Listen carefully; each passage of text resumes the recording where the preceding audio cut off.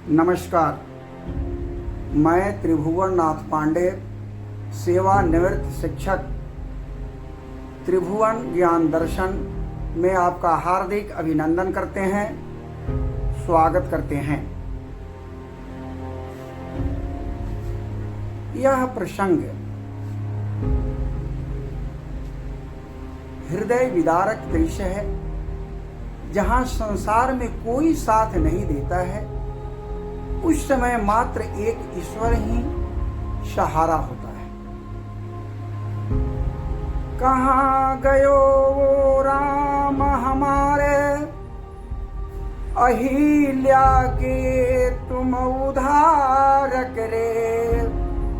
कहाँ गयो वो नरसिंह भगवन, प्रहलाद कुटुम उबारो रे।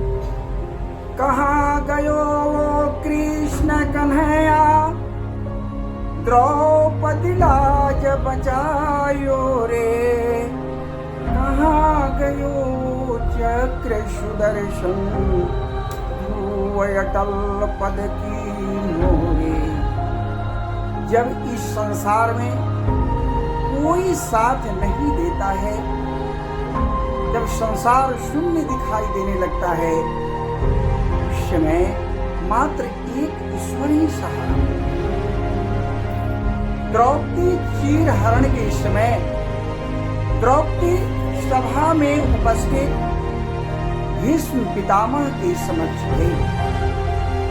बोली, पितामह, मैं आपकी कुल वधू हूँ।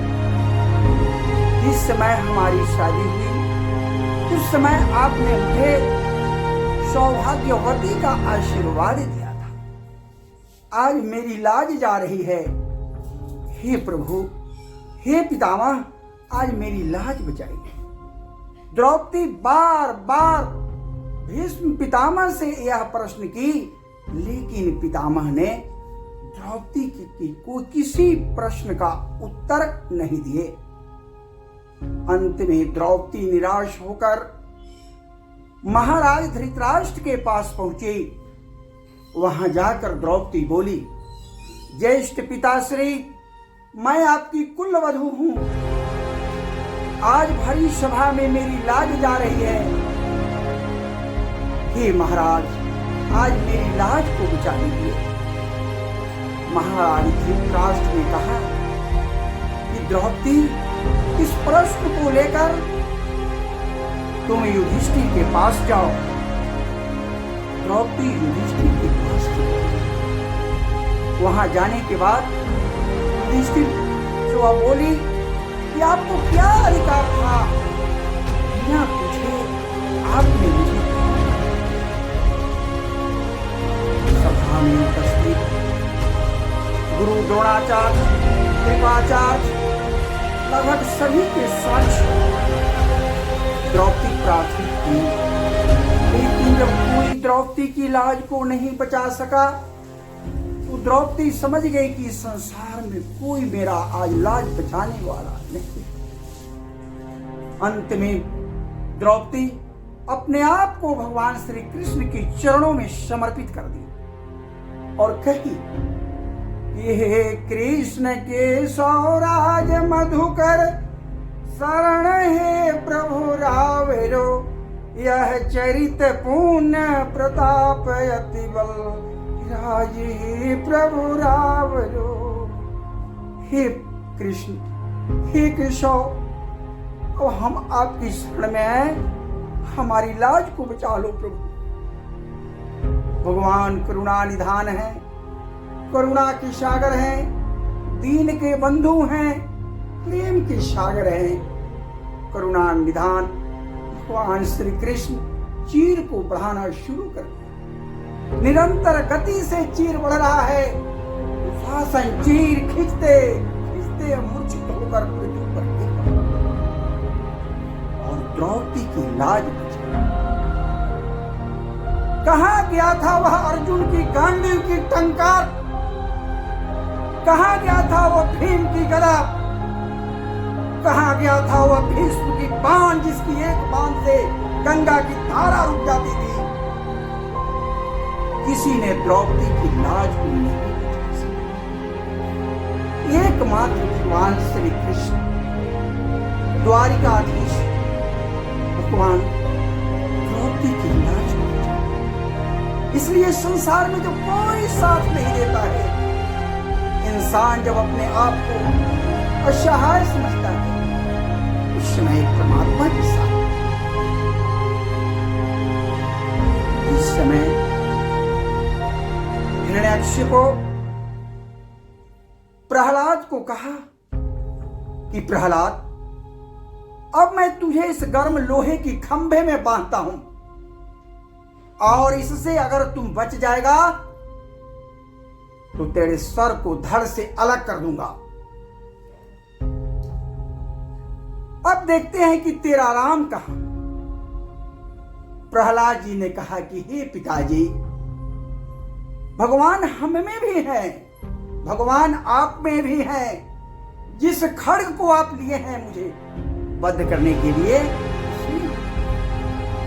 हम में तुम में खड्ग खंभ में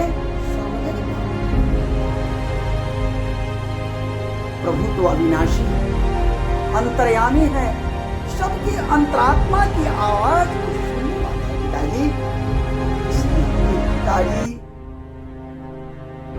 सर्वज्ञ है। जिव ही गर्म लोहे की खंभे में बांधना चाहा, गर्म लोहे की खंभे को फाड़कर भगवान ने नरसिंह रूप धारण कर प्रकट हो गए और उन्होंने हिरण्यकशिपु का वध किए, प्रहलाद को गोद में उठा लिया। जिस प्रहलाद को पहाड़ों की ऊंची चोटियों से गिराया गया, समुद्र में फेंका गया, होलिका के साथ जलाने की प्रक्रिया की गई, परमात्मा ने प्रहलाद को बचा दिया। वास्तव में उस परमात्मा से वह अंतर्यामी है। जिस समय ध्रुव जी अपने पिता उतानपाद की गोद में बैठे थे, उस समय उनकी विमाता सुरुचि महाराज उतानपाद की गोद से और बोली, जाओ भगवान विष्णु की गोद में। ने देखा कि अपनी वह विमाता की अपमान से ध्रुव जी की अंतरात्मा की आवाज टूट गई। अंतरात्मा बार बार पुकारने लगी और ध्रुव जी वहां से जंगल में निकल गए उस विष्णु की तलाश में। जंगल में जाने के बाद वहां घनघोर जंगल है, भूख प्यास है। माता लक्ष्मी खुद आती थी और ध्रुव को भोजन कराती थी। एक दिन की बात है कि माता लक्ष्मी ने भगवान विष्णु से कही कि हे प्रभु, उस बालक पर महान विपत्ति है, भला उस जंगल में कौन रक्षा करेगा? हे प्रभु, जंगल में बाघ है, सिंह है, कौन रक्षा करेगा?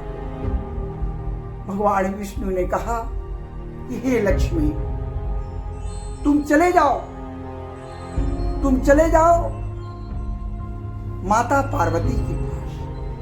माता पार्वती का वाहन सिंह है, सिंह जंगल का राजा है, वही सिंह।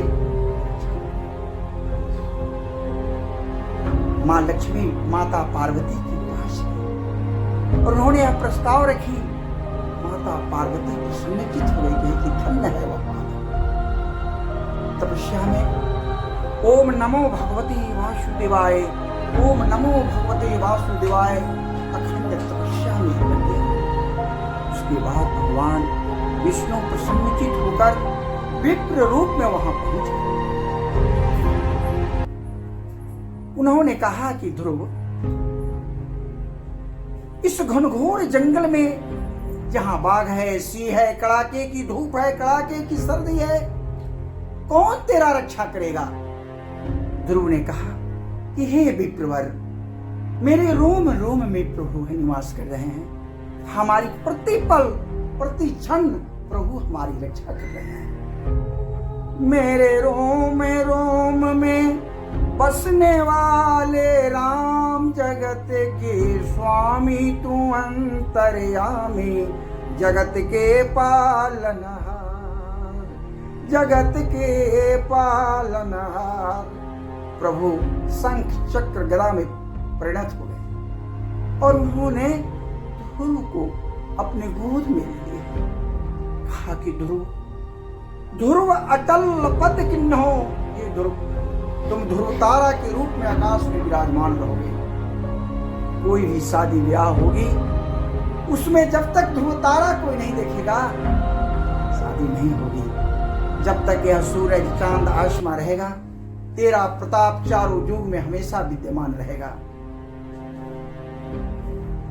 इसलिए हे प्रभु, भगवान ने, ईश्वर ने, जब कोई सहारा किसी का नहीं होता है उस समय एकमात्र परमात्मा ही सहारा होता है। इसलिए मित्रों, इस वीडियो को ध्यान पूर्वक आप देखेंगे, सुनेंगे, आपकी अंतरात्मा की आवाज जग जाएगी। आपके जीवन में एक नई प्रकाश, एक नई दिशा, एक नई राह आएगी। मेरा वीडियो आप निश्चित रूप से मेरे चैनल को सब्सक्राइब कीजिए, लाइक कीजिए। फिर अगले वीडियो में हम आपसे मिलेंगे। नमस्कार।